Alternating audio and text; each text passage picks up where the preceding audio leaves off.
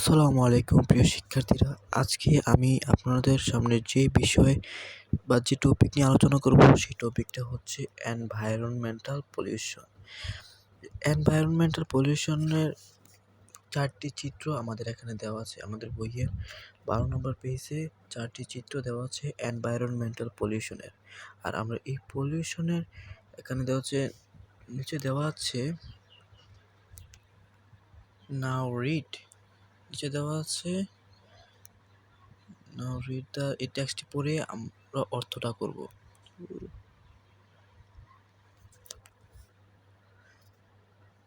আসসালামু আলাইকুম প্রিয় শিক্ষার্থীরা, আজ আমি আপনাদের সামনে যে টপিক নিয়ে আলোচনা করতে চলেছি তা হচ্ছে এনভায়রনমেন্টাল পলিউশন, অর্থাৎ বায়ু দূষণ, পরিবেশ দূষণ সম্পর্কে। আর এখানে আমরা আমাদের ইংরেজি বইয়ের 12 নম্বর পেজে 4টি চিত্র দেখতে পাবো, যেখানে পরিবেশ দূষণের কিছু উপাদানের চিত্র এখানে তুলে ধরা হয়েছে। তার নিচে যে টেক্সটটি দেওয়া আছে তা হলো, Now read the following passage to know more about environmental pollution in Bangladesh. বাংলাদেশে যে দূষণগুলো হয় তা আমরা নিচে পড়ার মাধ্যমে তা সম্পর্কে আমরা নিচের টেক্সটগুলো পড়ার মাধ্যমে আমরা তা সম্পর্কে জানতে পারবো। আমাদের শুরুতেই আছে যেমন আমাদের দূষণের মধ্যে রয়েছে, বাংলাদেশে বিভিন্ন দূষণের মধ্যে রয়েছে air pollution, water pollution, soil pollution. আজ আমি আপনাদের সামনে যে টপিকের উপর আলোচনা নিয়ে আসছি সেটা হচ্ছে এয়ার পলিউশন সম্পর্কে। তার আগে আমরা উপরে যে টেক্সটটা দেওয়া আছে আমরা এটাকে পড়ব। উপরে যে টেক্সটটি দেওয়া আছে আমরা এই টেক্সটটিকে পড়ব। এখানে দেওয়া আছে Bangladesh is now in the grip of all sorts of pollution like air pollution, soil pollution and water pollution. এখানে বলা হয়েছে যে Bangladesh is now in the grip of all sorts of pollution like air pollution, soil pollution and water pollution. এর অর্থ হচ্ছে যে বাংলাদেশ এখন বায়ু দূষণ, এয়ার পলিউশন, বায়ু দূষণ, সয়েল পলিউশন, মাটি দূষণ এবং ওয়াটার পলিউশন, পানি দূষণের মতো সকল ধরনের দূষণের কবলে, গ্রিপ অফ অল সোর্স, সকল প্রকার জিনিসের কবলে, মানে সকল প্রকার দূষণের কবলে বাংলাদেশ রয়েছে। আর এর পুরো অর্থ হচ্ছে যে বাংলাদেশ এখন বায়ু দূষণ, মাটি দূষণ এবং পানি দূষণের মতো সকল ধরনের দূষণের কবলে। এরপর আছে the dwellers of the urban areas are the worst sufferers of such pollution. এর অর্থ হচ্ছে এই ধরনের দূষণের সবচেয়ে বেশি শিকার শহরাঞ্চলের বাসিন্দারা। এই ধরনের দূষণের সবচেয়ে বেশি শিকার শহরাঞ্চলের বাসিন্দারা। শহরে যারা বসবাস করে বা শহরে যারা বসবাসরত রয়েছে তারা এই 3 ধরনের দূষণ, অর্থাৎ বায়ু দূষণ, মাটি দূষণ, পানি দূষণের ভুগছে। এরপর বলা হয়েছে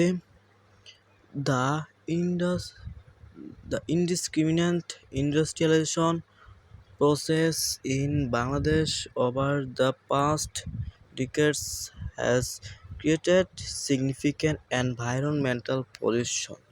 এর অর্থ হচ্ছে গত কয়েক দশক, ওভার দ্য পাস্ট ডিকেডস মানে গত কয়েক দশক ধরে বাংলাদেশে নির্বিচারে শিল্পায়ন প্রতিষ্ঠা, গত কয়েক দশকে বাংলাদেশে নির্বিচারে শিল্পায়ন প্রতিষ্ঠা বা শিল্পায়ন প্রক্রিয়া উল্লেখযোগ্য পরিবেশ দূষণ সৃষ্টি করছে।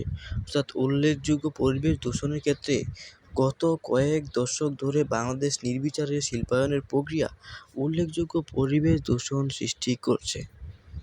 এরপরে দেওয়া হচ্ছে We will now read about some of the most common types of environmental pollution and ways of coping with them. এর অর্থ হচ্ছে আমরা এখন we will now read about, আমরা এখন পরিবেশ, এর পুরো অর্থ হচ্ছে যে আমরা এখন পরিবেশ দূষণের কিছু সাধারণ ধরন এবং সেগুলি মোকাবেলার উপায় সম্পর্কে পড়ব।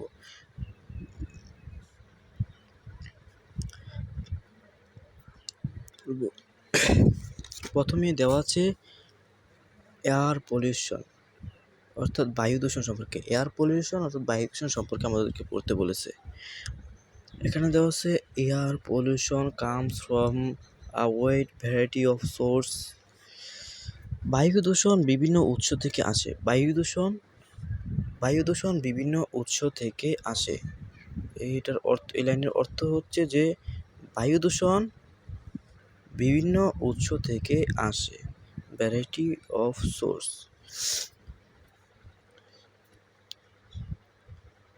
তারপরে দেওয়া আছে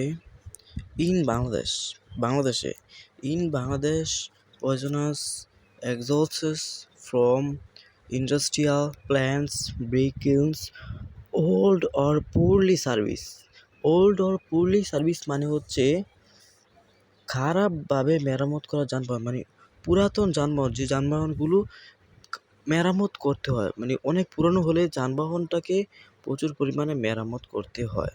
তা এই মেরামত করার ফলে যা হয়, যানবাহনটা দূষিত গ্যাস অর্থাৎ যানবাহনের যে ধোঁয়াটা, এই ধোঁয়াটা দূষিত ধোঁয়া ত্যাগ করে। তাই এটার অর্থ হচ্ছে যে যা খারাপভাবে মেরামত করা যানবাহন।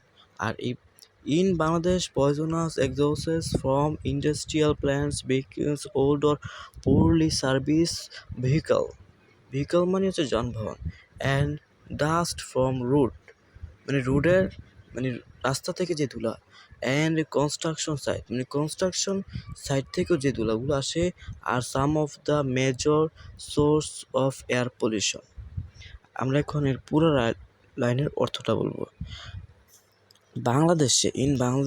বাংলাদেশে শিল্প কারখানা, ইটভাটা, বাংলাদেশে শিল্প কারখানা, ইন্ডাস্ট্রিয়াল প্ল্যান্টস, ভেহিকেলস অর্থাৎ ইটভাটা, পুরলি সার্ভিস ভেহিকেল, পুরাতন বা খারাপভাবে মেরামত করা যানবাহন, এবং dust from road and construction site, এবং কি রাস্তাঘাট ও নির্মাণস্থলের ধুলো থেকে নির্গত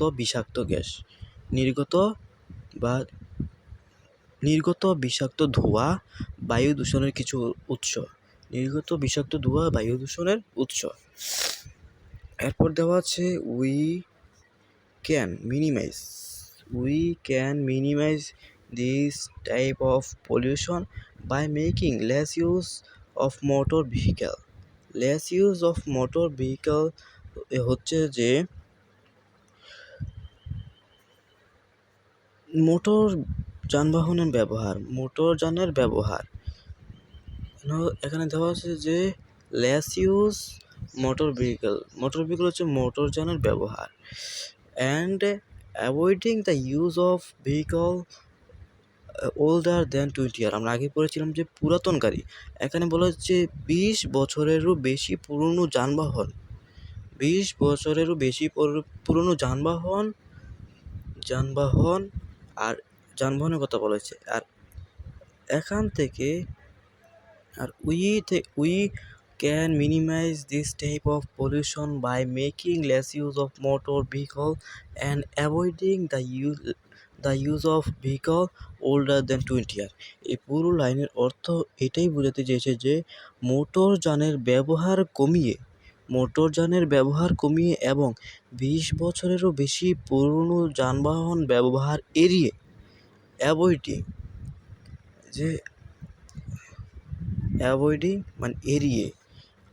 আমরা দূষণের মাত্রা কমাতে পারি। আমরা কমাতে পারি। দূষণের মাত্রা কমাতে পারি। এরপরে we may also use proper lubricant এখানে মোবিল সংক্রান্ত একটা জিনিস বা জ্বালানি, গাড়িতে যে জ্বালানি হিসেবে ব্যবহৃত হয় এরকম।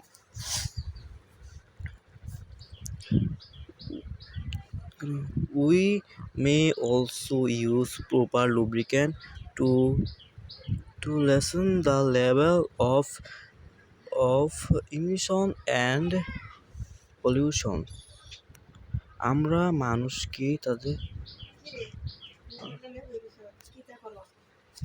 তুমি এনাদের ডিস্টার্ব করে দিলে We may also use proper lubricant to lessen the level of emission and pollution. এটার অর্থ হচ্ছে যে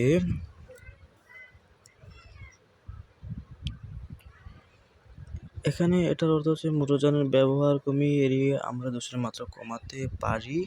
we may also use proper আমরা যথাযথ lubricant Mobil to lessen the level of emission and pollution, মানে আমরা যথাযথ লুব্রিকেন্ট ব্যবহারের মাধ্যমে বায়ু দূষণটা মাত্রাটাকে মানে লেভেলের মধ্যে রাখতে পারি, সমতার মধ্যে রাখতে পারি। মিশন অ্যান্ড পলিউশন মানে দূষণটাকে আমরা যথাযথ লুব্রিকেন্ট ব্যবহারের মাধ্যমে এটা আমরা লেভেলের মধ্যে রাখতে পারি। এরপর বলা হয়েছে উই ক্যান আমরা করতে পারি, আমরা পারি। We can encourage people to use compressed natural gas CNG আমরা সবাই জানি, কিন্তু এটার পূর্ণরূপটা আমরা জানি না। পূর্ণরূপটা এখানে দেওয়া হচ্ছে কম্প্রেসড ন্যাচারাল গ্যাস, এর অর্থ হচ্ছে যে সংকুচিত প্রাকৃতিক gas CNG or liquid petroleum gas LPG, যেটা আমরা সবাই জানি, আমরা রান্নার কাজেও এই গ্যাসটাকে ব্যবহার করি। লিকুইড পেট্রোলিয়াম গ্যাস হচ্ছে তরল পেট্রোলিয়াম গ্যাস, যার সংক্ষিপ্ত রূপ হচ্ছে LPG, for filling their car. আর এরপর হচ্ছে we can encourage people to use compressed natural gas CNG or lubricant petroleum gas LPG for fuelling their car. আমরা মানুষকে তাদের গাড়িতে জ্বালানি হিসেবে সংকুচিত প্রাকৃতিক গ্যাস বা তরল পেট্রোলিয়াম গ্যাস ব্যবহার করতে উৎসাহিত করতে পারি।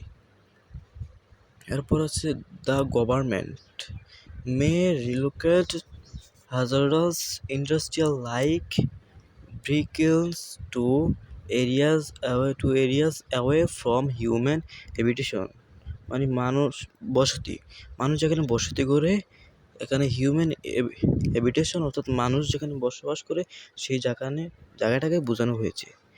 আর এই পুরো লাইনের অর্থ হচ্ছে যে দ্য গভর্নমেন্ট সরকার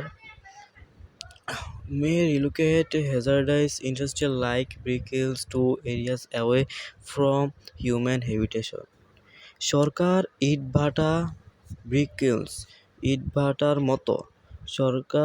ইটভাটার মতো বিপজ্জনক শিল্পগুলিকে মানুষের বসতি থেকে দূরে স্থানান্তর করতে পারে। সরকার এই কাজটা করতে পারে যে এই যে ব্রিক কিলস মতো বিষাক্ত বা বিপজ্জনক শিল্পগুলিকে মানুষের বসতি অর্থাৎ হিউম্যান হ্যাবিটেশন, মানুষ যেখানে বসবাস করে সেই এরিয়া থেকে দূরে এই যে হ্যাজার্ডাস ইন্ডাস্ট্রিজ, মানে এই যে এখানে হ্যাজার্ডাস ইন্ডাস্ট্রিজ মানে এলোমেলোভাবে যে যেখানে খুশি মানুষ সেখানে ইন্ডাস্ট্রি গড়ে ফেলে, যার ফলে মানব বসতিতে তারা নানা প্রকার বিপজ্জনক রোগে আক্রান্ত হয়, তারা সবসময় অসুস্থতায় ভোগে। তাই সরকার এরকম একটা পদক্ষেপ গ্রহণ করতে পারে যে এই ইটভাটার মতো বিপজ্জনক শিল্পগুলিকে মানুষের বসতি থেকে দূরে স্থানান্তর করতে পারে। আর আমরা এতক্ষণ পরে যা বুঝেছি তা যদি আপনারা বুঝে থাকেন, ভালো করে বুঝে থাকেন, তাহলে আপনারা দয়া করে আমার চ্যানেলটিকে সাবস্ক্রাইব করবেন এবং লাইক দিয়ে আমার পাশে থাকবেন, যাতে আমি আরও নতুন নতুন ভিডিও আপনাদের সাথে শেয়ার করতে পারি। এবং কি পরের পার্টে দেখা হচ্ছে আমাদের ওয়াটার পলিউশন নিয়ে এবং কি সয়েল পলিউশন নিয়ে, তার জন্য আপনারা প্রস্তুত থাকুন।